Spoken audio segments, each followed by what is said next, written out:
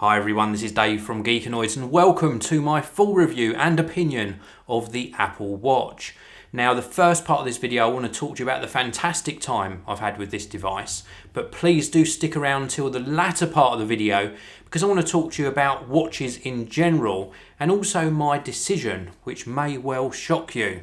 So anyway, the Apple Watch was delivered to me last week and it's a fantastic device. When you look at smartwatches as a whole, and I have handled and tested many, the Apple Watch is definitely the best implementation of a smartwatch to date. It's beautifully designed. A lot of people were saying, well, it's square, it looks quite bulky, but when you actually handle it and wear it in person, it's a very svelte and very comfortable device to wear. It has a reasonable screen. The control method actually surprised me. The touchscreen is nice and sensitive. We've also got force touch, so you can interact with the watch in different ways. The actual digital crown, I didn't think I would enjoy. And I actually found it to be very intuitive to use for scrolling through things and zooming in and out. And of course, it acts as an OK or enter button as well. The applications that are transferred across to my watch when I first set it up from my phone, I thought was ingenious. Basically what Apple have done is during the setup process, when you get to the stage of sort of transferring applications to your watch, you can say yes, go for it, and it will actually search your iPhone and transfer any watch specific applications across at the same time. It's sort of an all or nothing decision, but I chose to put them all across and I was glad I did because it gave me the opportunity to experiment with lots of different applications on the watch itself. And for the most part, they work really well. First of all, the watch faces. I thought they were brilliant, nice selection. It's a shame they're not going to open that up to third parties to do designs. That is a big shame. The other applications that I tried, including of course the fitness side of the watch, which I think is going to be one of the main selling points, worked extremely well. Yes, the reminders to get up every minute and have a walk around were frustrating, but they're there for a reason. It is good not to sit at your desk all day.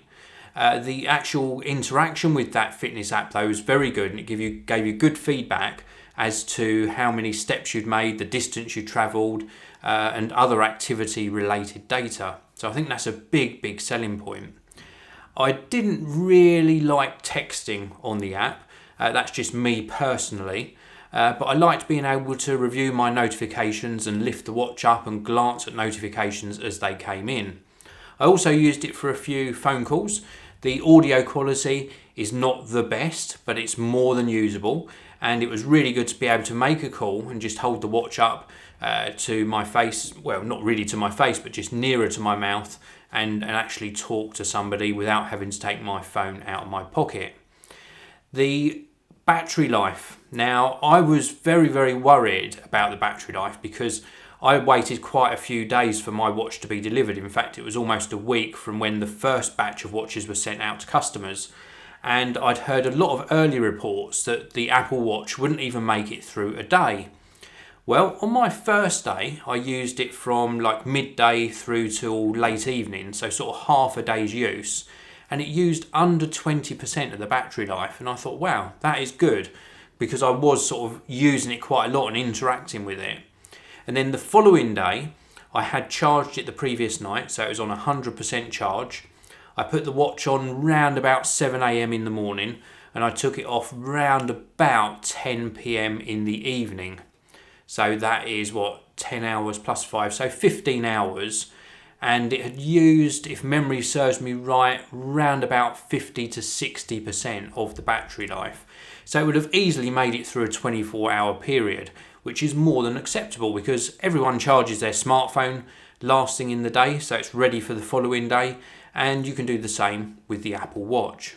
This is a disclaimer. The following part of the video is purely my opinion and my experience with the Apple Watch. It's not meant to offend anyone, so if you're easily offended, please stop watching the video now. So now I want to talk to you about the things that I didn't like about the Apple Watch, and also to answer the question that I've been getting most on Twitter, and that is, am I keeping the Apple Watch and am I enjoying using it? Well, the first thing I want to talk to you about is the actual model I ordered, which was the 42mm space grey with the sport band.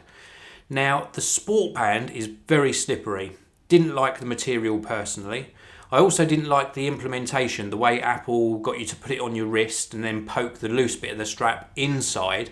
Yes, it looked very neat, but it was very cumbersome, and I've got quite hairy arms, and it sort of pinched my hairs as I poked that loose bit of the band sort of inside the watch strap. And also when removing the watch, because it was so slippery and the way they'd got the little sort of push-through stud to go through the band, it was very easy to sort of drop the watch on the floor.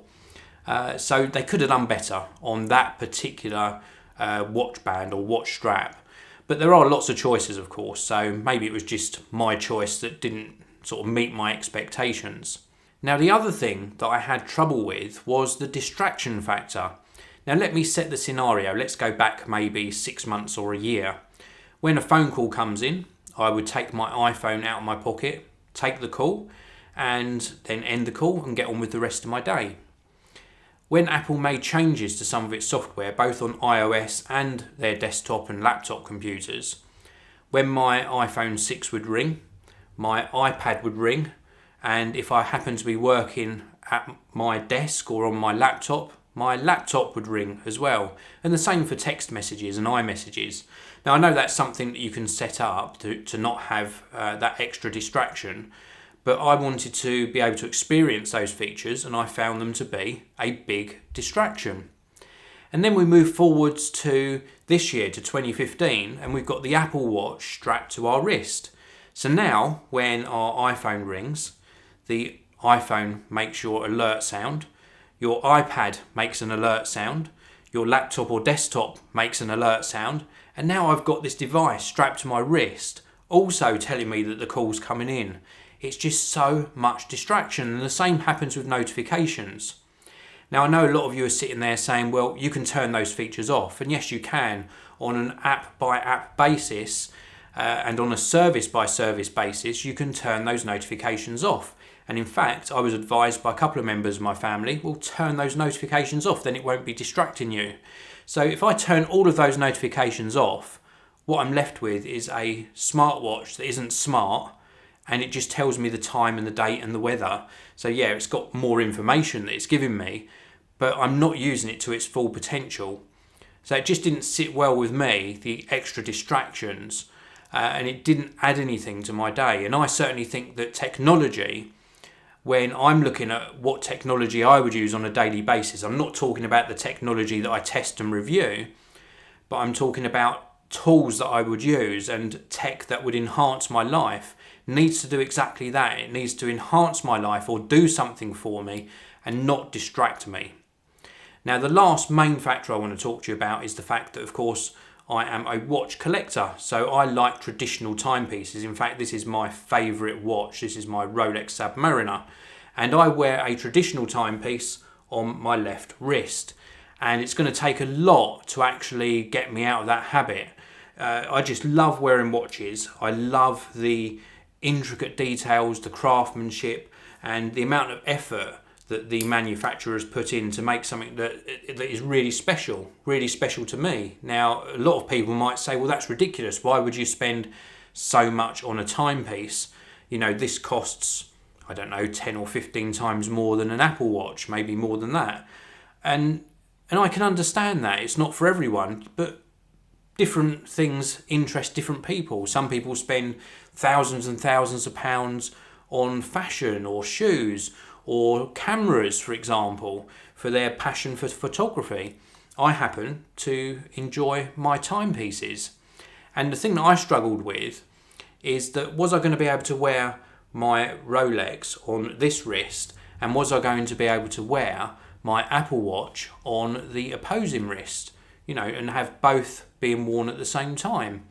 And I, in fact, tried that for 24 hours. I switched the Apple Watch over and wore my normal watch on my left wrist, and I did the transition to make the watch face turn the other way round so I could have it on my right wrist. And I tried that for a whole 24 hours. And it was still easy to manipulate, but I looked stupid because I was wearing two watches. And I've said this many, many times, is that I still like to track data about my activity. and in fact I've got my Misfit Shine on at the moment. And if only Apple had done a fitness band or a fitness tracker without all of the watch features, I would have kept it 100%. But as you can probably guess by now, I am not keeping the Apple Watch. In fact, it has already gone back to Apple and it just wasn't for me. And this is coming from somebody who has been branded by many people on YouTube as an Apple fanboy. And to a certain degree, yes, everybody who calls me an Apple fanboy is sort of right, because I do love Apple products. But not every Apple product does it for me. And the Apple Watch just happened to be one of them. Yes, shock horror, the Apple Watch has gone back and I can't see myself getting another one in the near future. I just hope, and I know Apple probably don't watch my videos, they used to, but if you are still watching Apple, I just hope that you do something like a fitness tracker, because I would definitely purchase that and wear it on a daily basis alongside my traditional timepieces. So anyway, that's it for my review. The Apple Watch is a fantastic device. It will be a brilliant success for Apple. Lots of people will find it absolutely awesome. It will add to their daily lives. It will mean that they don't have to get their smartphone out of their pocket as often.